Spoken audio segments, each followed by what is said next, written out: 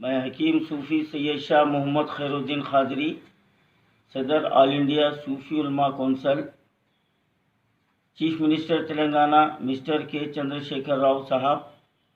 اور جناب محمد محمود علی صاحب سے میں چند سوال کر رہا ہوں۔ آپ نے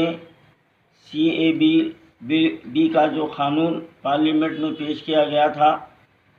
یہ بڑی خوشی کی بات ہے کہ آپ نے اس کی مخالفت کی، لیکن آپ نے ابھی تک ریاست تلنگانہ میں، جیسا کہ ہندوستان کے 5 ریاستوں نے اس بات کا اعلان کیا ہے کہ اس بل کو اپنے اسٹیٹ میں لاگو نہیں کریں گے، آپ نے ابھی تک اس بات پر خاموشی اختیار کی ہوئی ہے اور ابھی تک آپ نے اس کی تصریح نہیں کیا ہے کہ آپ کیا یہ بل کو اپنے اسٹیٹ میں لاگو کریں گے یا اس کی مخالفت جیسا پارلیمنٹ میں کی ہے یہاں پر اس بل کی بھی جو آپ لانے کی نہیں لائیں گے۔ آپ نے اس بات کی طمانینت ابھی تک ریاستی عوام کو نہیں دیا ہے۔ اور دوسری بات یہ ہے کہ 19 دسمبر کو شہر حیدرآباد کے باعزت اور باوقار شہریوں نے اس بل کے خلاف پرامن ریلی کو منعقد کیا تھا اور ریاستی پولیس نے جگہ کی تبدیلی کی شرط رکھتے ہوئے اس ریلی کو نمائش میدان تا گن پارک کے لیے اس کا پرمیشن بھی دیا، لیکن عین وقت پر اس اجازت نامے کو منسوخ کر دیا گیا اور شہر کے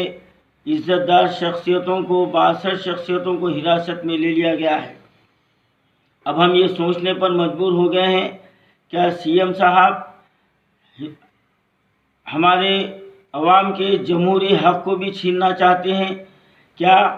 مرکزی حکومت کے سیاہ قانون کے خلاف احتجاج کرنا کیا یہ عوام کا حق نہیں ہے؟ کیا یہ دستور ہم کو اس بات کی اجازت نہیں دیا ہے؟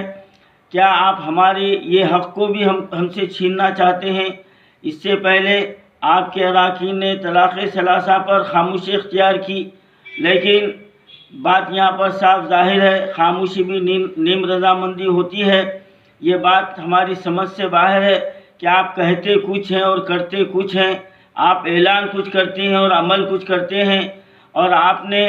CAB کی بھی مخالفت کیا ہے، لیکن اس کا احتجاج کرنے پر یہاں پر روک لگا دی گئی ہے۔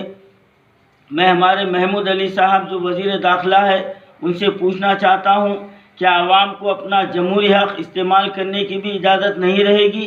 کیا عوام کو اب اتنا مجبور کر دیا جائے گا کہ وہ آپ کے اشارے پر چلیں؟ یہ آپ کا اور حکومت تلنگانہ کا خیال خام ہے کہ عوام باشعور ہو چکی ہے، عوام اپنے حقوق کو حاصل کرنا جانتی ہے۔ آپ وزیر داخلہ ہیں تو آپ پر یہ ذمہ داری ہے کہ اسٹیٹ کی اور حیدرآباد کی سلامتی کے لیے اور اس کی پرامن فضا کو قائم رکھنے کے لیے ہر وہ اقدام کرے اور ذمہ دار شہریوں کو اور ریاست کے عوام کو اپنا جمہوری حق استعمال کرنے کے لیے ان کو چھوٹ دینی چاہیے۔ یہ دوغلی پالیسی کیسی ہے؟ ادھر ہم کو اجازت دیا جاتا ہے اور وقت واحد میں اس کو منسوخ کر دیا جاتا ہے، اور باعزت دار شخصیتوں کو، با اثر و رسوخ رکھنے والے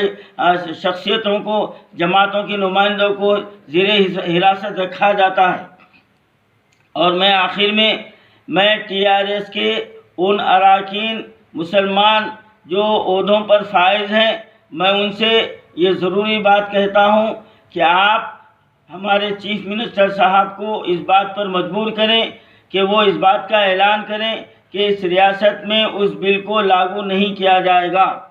اور اگر آپ یہ کام نہیں کر سکتے تو اخلاقی طور پر آپ کو ان عہدوں پر قائم رہنے کا اخلاقی حق نہیں ہے۔ میں آپ سے پوچھنا چاہتا ہوں، کیا آپ کے دل میں عوام سے کوئی ہمدردی نہیں ہے؟ کیا آپ کو یہ سیٹ، یہ پوسٹ آپ کو عوام کی وجہ سے ملا ہے یا کسی اور کی وجہ سے ملا ہے؟ آج ریاست تلنگانہ میں ایسا محسوس ہوتا ہے کہ حکومت تو TRS کی ہے، لیکن کسی اور پارٹی کا یہاں پر اثر چل رہا ہے،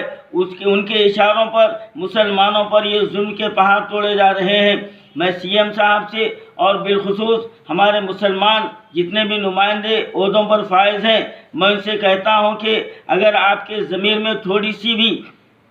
آواز ہے اور آپ کو اپنے ایمان کا تھوڑا بہت بھی احساس ہے اور مرنے کا خوف ہے اور اللہ کو منہ بتانے کا احساس ہے، تو آپ سی ایم صاحب کو مجبور کریں، ورنہ آپ اپنے عہدوں سے استعفیٰ دے دیں۔ تو جب بات سمجھ میں آئے گی کہ آپ کو جو ہے نا اپنی کرسی سے زیادہ عوام پسند ہے، اگر یہ بات نہیں کریں گے تو یہ بات تو ظاہر ہو ہی جائے گی کہ آپ کو عوام سے کوئی ہمدردی نہیں ہے، بلکہ آپ کو اپنی کرسی پیاری ہے۔ میں عوام الناس سے یہ اپیل کرتا ہوں، بلا لحاظ و مذہب و ملت اس CAB بل کی کھلی طور پر مخالفت کریں اور ایسا احتجاج پرامن طور پر کریں تاکہ کسی شر پسند عناصر کو اس سے فائدہ اٹھانے کا موقع نہ ملے۔ اور میں نوجوانوں سے کہتا ہوں کہ اے میرے نوجوان بچوں، آپ جوش میں ہوش کو نہ کھویں اور جوش میں کوئی ایسا کام نہ کریں جو ہمارے دشمنوں کو موقع مل جائے کہ ہمارے اس احتجاج کو روکنے کا ہتھیار ان کے ہاتھ میں نہ آ جائے۔ پرامن طور پر اپنے احتجاج کو جاری رکھیے، اس وقت تک جاری رکھیے کہ مرکزی حکومت مجبور ہو جائے کہ یہ بل کو واپس لے لے، اور پھر دوبارہ ایسی سوچ ان کے ذہن میں نہ آئے اور کہیں ایسا نہ ہو کہ فرعون جب بھی آیا ہے وہ غرق ہو گیا، اور ان کا بھی حال یہی ہونے والا ہے۔